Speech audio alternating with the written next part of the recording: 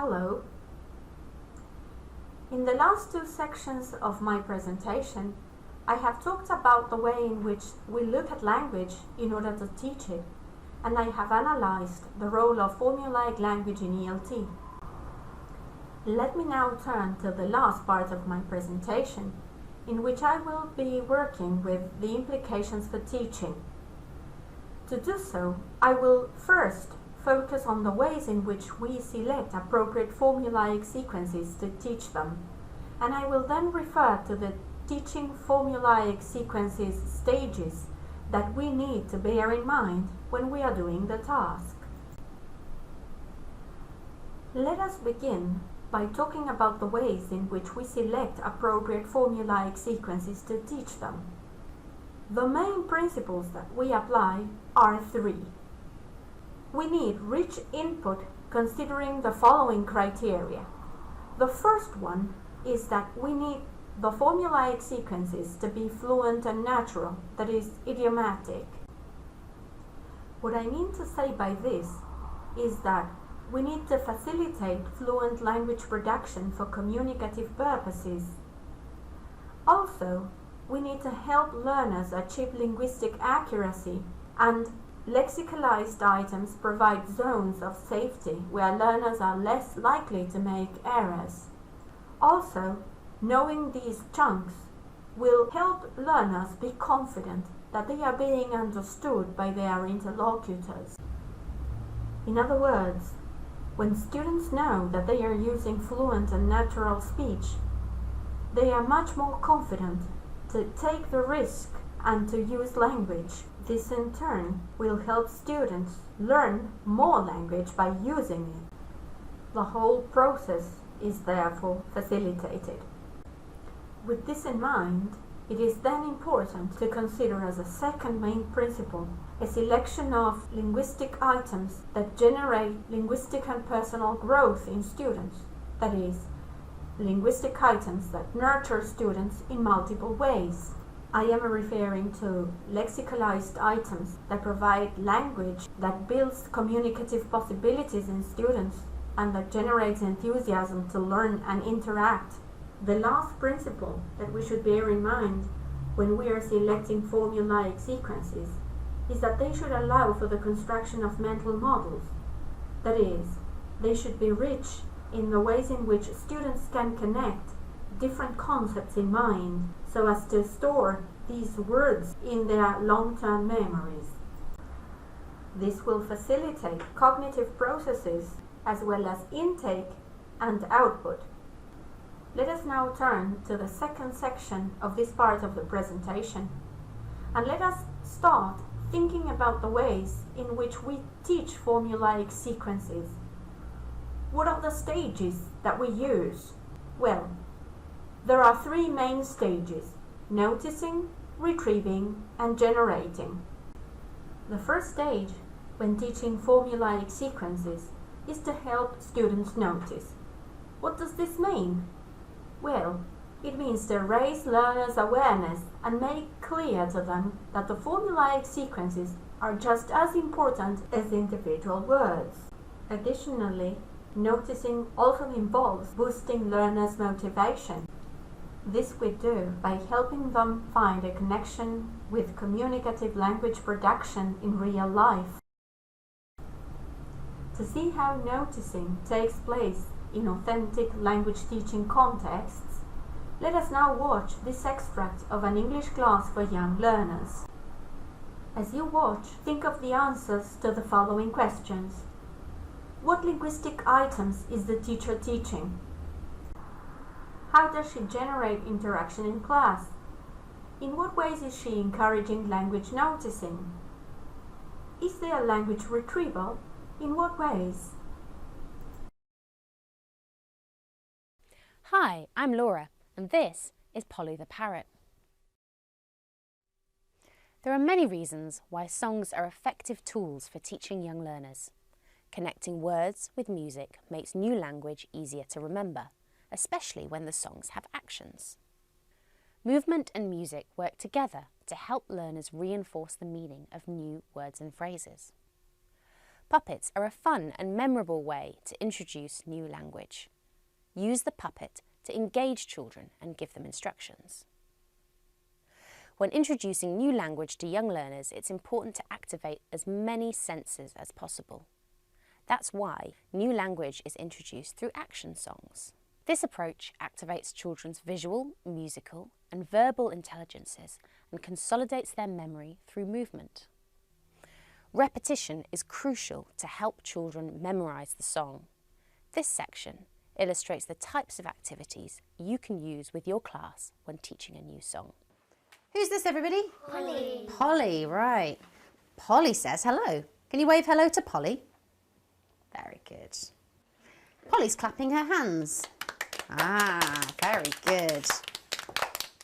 Polly says, stand up. Oh, very good. Polly says, sit down. Stand up. Sit down. Clap your hands. Wave hello. And wave goodbye. Excellent. I think you're ready for the song now. Are you ready? Yeah! Yeah, brilliant. Bit of dancing to start off with. Clap your hands. Clap your hands. Let's go. Let's go. And say hello. Hello, hello, hello, hello, hello, hello, hello. Stand up. Sit down. Let's go. Let's go. And say hello. Hello, hello, hello, hello, hello. The video section that you have just watched, you have seen an example of what noticing means in terms of teaching procedures. Through different techniques, the teacher has helped students notice the new language to be committed to memory. The next stage is retrieval. Each time an item appears again, that is, an item is retrieved, the memory link is enforced. When we refer to retrieval, we are thinking of language that may appear in receptive or productive ways. Receptive, when students encounter the items through listening or reading, whereas productive is when students encounter the item again through speaking or writing. Finally, in the last stages, we are expecting students to be able to encounter the items in subsequent texts. These texts will eventually illustrate and refine the meaning of these words and will help them use the language in multiple new contexts. This last stage is what we call generating. Let's now analyze the story The Very Hungry Caterpillar, written and illustrated by Eric Carle, and decide the answers to these questions. Which are the chunks that the teacher should aim at helping notice while reading the story? Are they relevant for children? Why? What makes it a rich type of input for children? What could the teacher do to help students retrieve the language? Think of possible tasks to bring the items back to students' memory. Today, I'm going to read this story. It's called The Very Hungry Caterpillar by Eric Carle. Let's open it and see. In the light of the moon, a little egg laid on a leaf. On Sunday morning, the warm sun came up and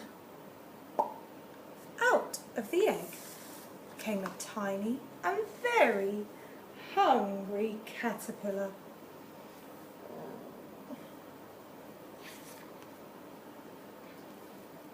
He started to look for some food.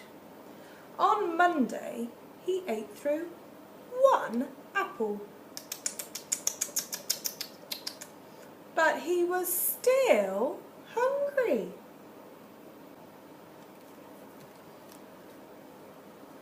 Tuesday, he ate through 1, 2 pears. But he was still hungry. On Wednesday, he ate through 1, 2, 3 plums. But he was still hungry. On Thursday, he ate through 4 strawberries. 1, 2, 3, 4.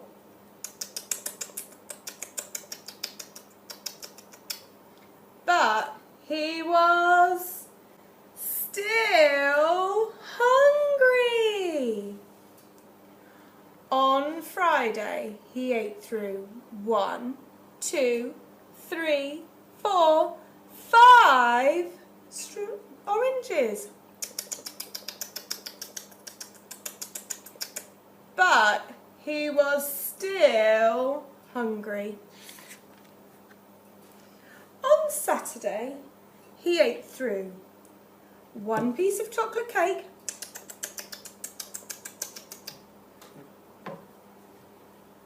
1 ice cream,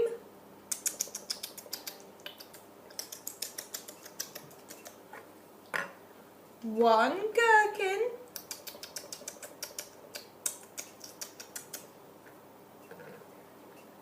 1 slice of Swiss cheese,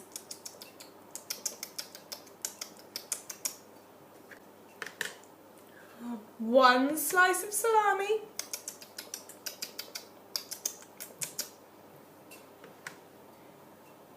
1 lollipop,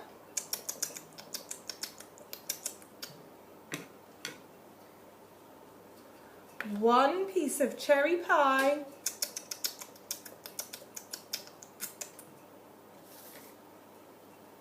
1 sausage,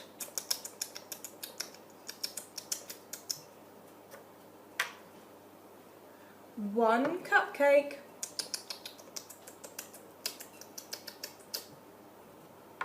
and 1 slice of watermelon. That night he had a tummy ache. Oh dear, poor hungry caterpillar.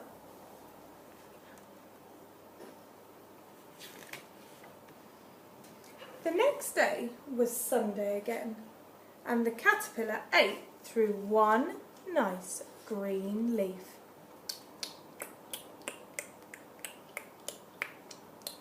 And after that, he felt much better.